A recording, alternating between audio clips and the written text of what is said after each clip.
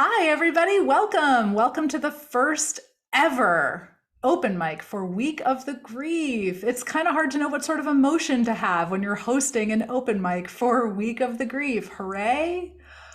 Oh no, both are appropriate because grief looks like just about anything, and you're all very welcome to be here. I'm so glad that you're joining us.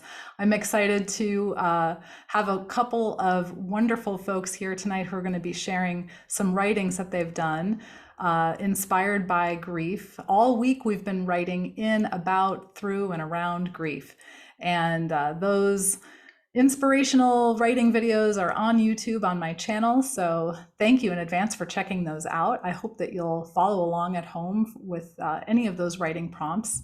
And so I thought, a really important part of my grieving process has been to share the stories that come through, because humans, we tell story in order to connect, in order to make it real, in order to make sense of things, and in order to really let go. So I thought, let's put together something where we can share some stories with each other. So tomorrow is the last day of Week of the Grief. It's not too late. You can jump in and join us for that. And I just really just want to thank you all for being part of this journey with me. I just started recently putting inspirational writing videos on YouTube, and it's been really interesting. I've learned a lot. Just trying to experiment with new ways to connect with people in this new world that we have. So wherever I can find people who are looking to write stories that matter, that's what I really love doing. So thank you for coming along. And for our first bit of writing tonight, I am so excited to introduce Christine, who is one of the folks who comes along every Monday with me for Mindful Mondays. She is very regularly there to do some meditating and writing with me. And I'm very excited to hear what she has prepared for us tonight. So I'm going to switch it on over to you, Christine, and looking forward to hearing you. Take it away.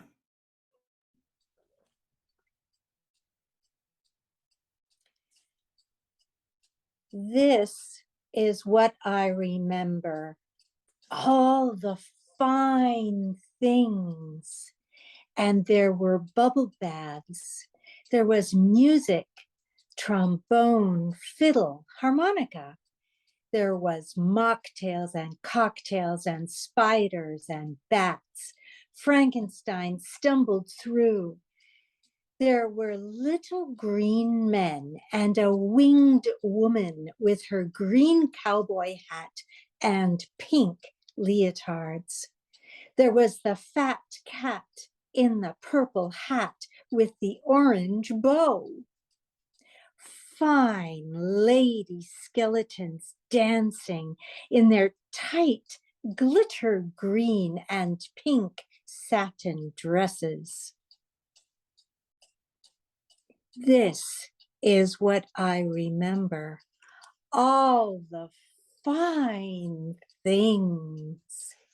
My mother in her witch's hat and broom, spiders hanging in their webs we were too lazy to remove. The mummy stumbling through the living room, knocking everything over. The tap dancer who was constantly tapping. The grieving widow, all in white with full makeup and a beautiful long white gauzy veil, sobbing at the grave of the man who was later found to have molested children.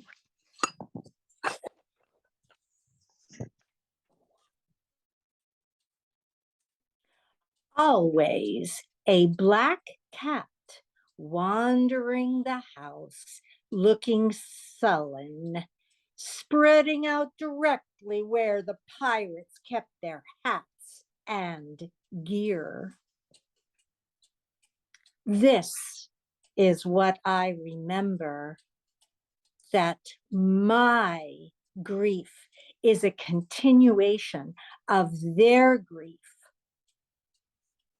I stand at my altar for the dead every year at this time, and I look at all the photographs of my smiling dead people and touch the mementos. Oh, here is my daddy with his scrunched up little face, and not until dementia took him did he love me for who I was. I took him to Target and bought him sweatshirts and socks, and he smiled big, forgetting that he had cut me out of his life for decades. I grieve for him. My sweet Kathleen, just walking her dogs in Stern Grove when a tree fell on her and killed her instantly dead. Here 1 minute, gone the next.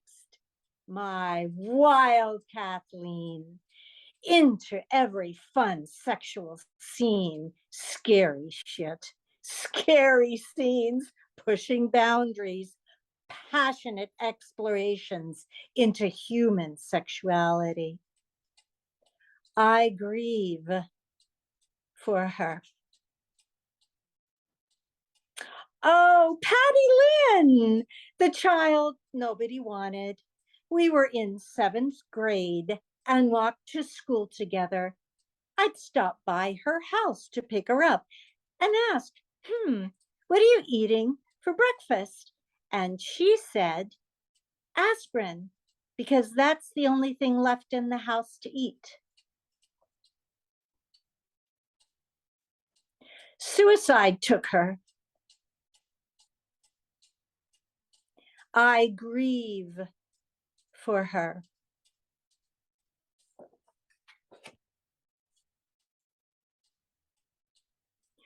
Grief. I see you there, ever reminding me that I am alive. I am grateful to feel the grief. While I am alive, I can grieve. While I'm alive, I can remember. What is remembered lives.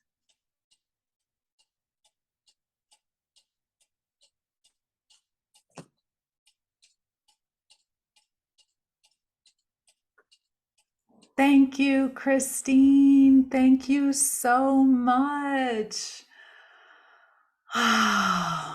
Thank you for being here and for sharing. What is remembered lives. Wow. All right.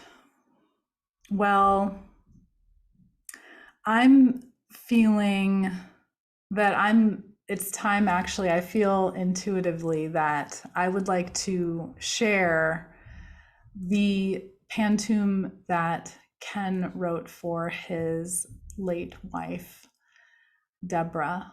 And Ken, thank you for sharing it with me so that I can share it with folks.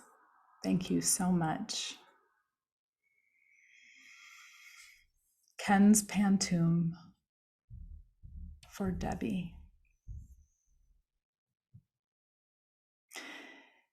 If you believe in love at first sight, I loved you since the beginning. My grief knows no limits. You will always be in my heart. I loved you since the beginning. Your green eyes are what caught me. My grief knows no limits. Your family loves you deeply. Your green eyes are what caught me. How I wish you were still here. Your family loves you deeply. Family, work, and babies were your passions. How I wish you were still here. You taught us about deep friendships. Family, work, and babies were your passions. Your socks were really funny. You taught us all about deep friendships. I believe in love at first sight. My grief knows no limits. You will always be in my heart. Thank you, Ken. Thank you for sharing that with us and letting me share it.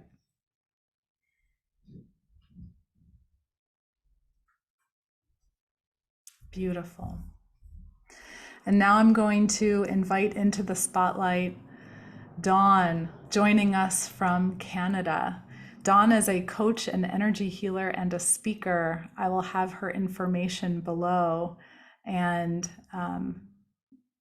she is also working on her first book right now, filled with really incredible personal stories and deep lessons on being human. So, Dawn, I'm very excited to hear you tonight. And let me go ahead and have you unmute. Welcome. Thank you. What I'm reading tonight is not necessarily grief focused. However, I am reading from a place of grief. So maybe it will radiate out of me and somehow have an effect.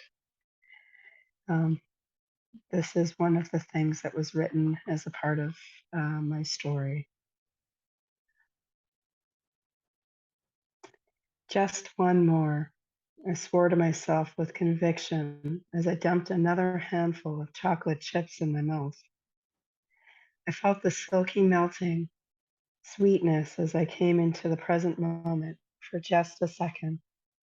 I became aware that I was standing in the pantry for the 8th time in half an hour, saying the same thing to myself each time. It's okay. I'll start over again tomorrow. As I abandoned my vow to myself to clean up my diet once again. Just this one more, I said as I wrapped up the bag, shut the pantry door, and circled back out to figure out supper. My relationship with food was always one of love until it turned on me and started draining the good in me. I began to develop food sensitivities in my late 20s that I couldn't understand. After eating certain foods, not fully sure which, I began having immune reactions, ears ringing, runny nose, raspy throat, drained energy. The only thing that would help was to sleep. I'd lay down, depressed and miserable, angry at my misfortune. It took me years to get clear on which foods were problematic, as I droned online for hours, day and night, in an obsessive pattern of self fixing. If I could only pinpoint the issue, I could experience the sense of healthy vitality that I so longed for.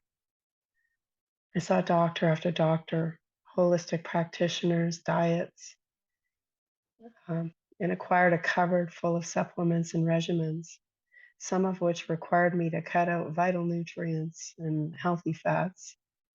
I lost weight to the point of concern to others and was annoyed when they openly expressed concern for my health. I didn't see that my obsession to control was symptomatic of an addiction that had ruled my life since early childhood. As an infant, I was formula fed. As a toddler, I was freely given big gulps from 7-Eleven as I sat in front of the television. As a preteen, I indulged in massive bags of chips, leaving not a crumb unsavored. The surrender of my lifelong addiction to sugar was a long process of realization. I was powerless to stop myself once I'd started. And when I hadn't started, I was obsessing and craving to start. My mind was foggy, and time after time, I didn't know how it would happen. I thought I didn't have willpower. On that day in the pantry, I heard myself saying the very things I heard many an alcoholic in recovery say that I'd never fully understood until I heard myself say it. Through the cloudy haze of intoxication, I thought back to my last semi conscious thought. I remembered thinking of a wedding I'd be attending in the near future and felt a pang of anxiety as I stood there standing in the kitchen. Within minutes, I was blindly driven by an insatiable craving that I was powerless to interrupt.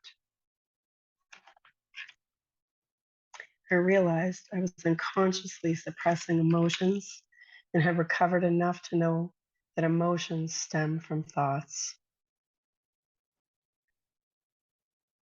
Breakthrough. This wasn't about willpower at all. I was addicted.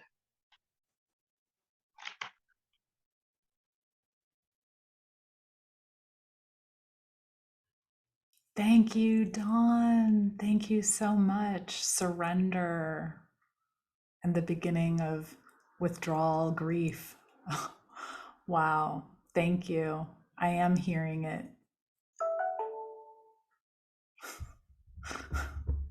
Thank you so much. Oh, wow. Yeah, everyone's words are so powerful tonight. I'm going to read something that I wrote now. And this is one of the prompts that we use today on day 4 of Week of the Grief, the finally prompt. And for folks who've been following along, today we did looking at letting go from just before the moment of letting go, from that turning point, finally moment, and then from the other side of letting go. So this is from that finally moment. One day I finally knew how to let go of you. I sat on my bed, holding an amethyst crystal in each hand, 2 pieces that I bought at the same time, intending to send you one to retrieve you to me. I sat on my bed, holding one in each hand, the 2 pieces that look like teardrops, with small pointy ends all clear and bulky round parts all deep purple. I sat holding you in one hand and myself in the other, or the part of my heart I'd given to you and the part of my heart that needed resuscitating. I sat there holding these 2 pieces and I thought, they ought to fit together. I sat there holding the part of you that I thought I loved and the part of me that thought she knew what love was. And I thought, if these 2 pieces can fit together, then I've solved it. I'll know I don't have to let go because they fit together. And I tried fitting them together, first this way, then rotated that. I thought the 2 teardrop-shaped gemstones might combine to form a whole heart in my hands. But no matter which way I turned them, there was no way to fit these 2, me and you. And that's when I knew. I had to put down the puzzle to let go of you. I had to put it down, and not just the puzzle pieces, but the puzzle in my head too. That puzzle where one square is always missing, always. The puzzle in my mind is always shifting because of the missing piece. And so my mind is always looking for that perfect piece to fill the space. I had to put down my mind puzzle in order to let go of you. My hands opened and the 2 pieces of amethyst dropped onto the bed at my sides. I closed my eyes and allowed myself time to remember each moment. So many moments. I said, I release you to your highest good. And I felt that heat behind my eyes, that wet alchemy of coming to my senses, sharp, stinging. And at the same time, something warm in my chest, a kick, a burst, a flapping of wings, a recovery of a broken piece. It was never missing. I just needed to put you down in order to pick up all these little pieces of me. One day I finally knew how to let go of you. And one day I'll know what to do with all these little pieces of me. Or maybe I won't. And that feels right. Because what happened actually happened. All of it. Letting go of you does not mean it never happened. It just means I'm making more space for now. One day, I finally knew all of the words to that song you sang me. And I sang it without longing for you by my side, without wondering where you were all those years, without wishing for a different life. One day I finally knew that you had been giving me what you had to give, which was just what I needed at the time. In that moment, under the stars, we did fit together like two teardrops suspended in midair. As the night grew cold around us, but neither of us noticed. In that moment, it was real and alive. But in every moment after that, where I retreated in my memory back to that moment, I was chipping away at that puzzle piece inside me, smashing it to dust. Dust which cannot be made alive again by my breath or my will or my longing. Thank you. Ooh, it's powerful to tell a grief story. Whoa, okay, I get it, I get it. All right, folks. Well, to wrap up our first ever open mic from Week of the Grief, I'm very excited to welcome my dear friend Anna Marie, a very talented actor. She's going to be doing some wonderful stuff. I will post information to that stuff in the link below. And Anna Marie, what can I say? I don't think I will say very much more, except beautiful, talented Anna Marie, please take the stage, take it away.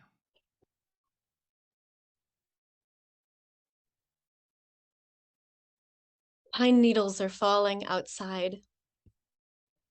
Long wood curls are scraped away. My brother in the workshop,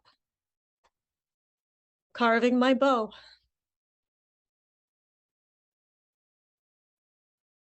Wood curls scraped away, easing cedar wood into a curve, carving my bow from a branch he packed out, easing cedar wood into a curve. They say cedar is too dry and splintery for bows, from a tree trunk he packed out with his girlfriend, dead many years ago. Cedar is too dry and splintery for bows. But 20 years later, my bow is still strong. But his girlfriend, dead years ago, and he no longer carves bows. But 20 years later, my bow is strong. My brother in the workshop, but he no longer carves bows. Outside, pine needles are falling. The cedar trunk he found was clear, but the red heartwood was full of knots. He carved around the knots, keeping the strength in the fiber of the wood. But the red heartwood had knots. Even so, he followed the flow of the phloem, keeping the strength in the fiber of the wood. That line that, when cut, becomes a growth ring. He followed the trail of the xylem, making curves and paths where plastic would be straight. That line, when cut, becomes a growth ring. Listening to the story of the wood, making curves and paths where high-tech bows are straight. Wooden bows have a lifespan. Listen to the story of the heartwood. Someday, when I draw my bow, suddenly it will crack. Wooden bows have a lifespan. The red heartwood is full of knots.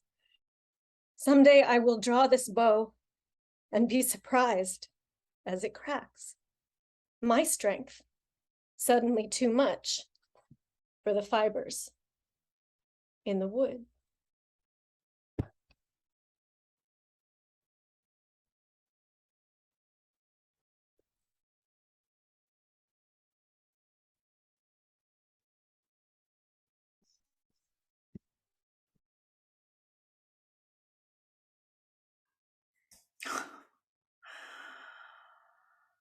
Oh my goodness.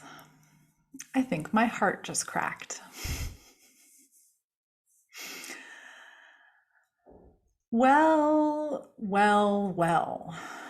everybody. Thank you. Thank you. Thank you for everything you have held, everything you have lived through, everything that you've shared. I don't know how to end an open mic for Week of the Grief, except to say I'm so glad to be connected to each of you through your stories.